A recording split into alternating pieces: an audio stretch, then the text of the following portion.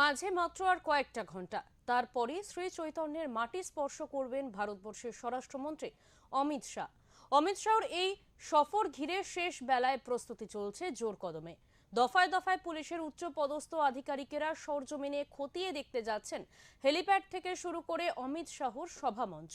আগামীকাল অর্থাৎ বুধবার শ্রী চৈতন্য ধাম নবদ্বীপের মায়াপুর ইস্কনে আসছেন স্বরাষ্ট্রমন্ত্রী।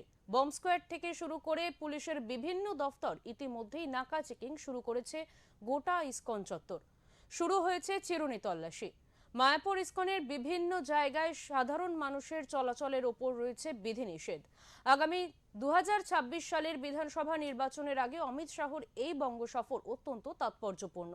কোনো রাজনৈতিক কর্মসূচি না থাকলেও সরস্বতী ঠাকুর মহারাজের 152তম আবির্ভাব তিথি উদযাপনে যোগ দিয়ে স্বরাষ্ট্রমন্ত্রী অমিত শাহ শুধু সাধু সন্তদের উদ্দেশ্যে কি বার্তা দেন এখন সেটাই দেখার।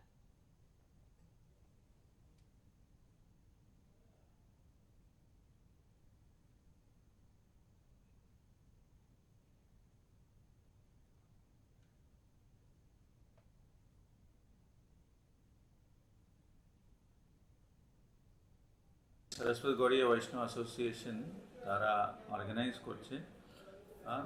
তো তারা আমাদের মাননীয় অমিত শাহজিকে ইনভাইট করেছিলেন, তো উনি আগ্রি করে আসছেন। যেহেতু আমাদের এই বছর 152nd আবির্ভাব তিথি শিলা ভক্তি সিদ্ধান্ত সরস্বতী ঠাকুর, তো সেই প্রোগ্রাম উপলক্ষে উনি আসছেন। আমাদের এখানে ইসকনে ক্যাম্পাসে যেহেতু প্রোগ্রাম হচ্ছে, তো আমরা SGBA কে পুরো সাপোর্ট দিচ্ছি, তারা এই প্রোগ্রাম করছে এখানে।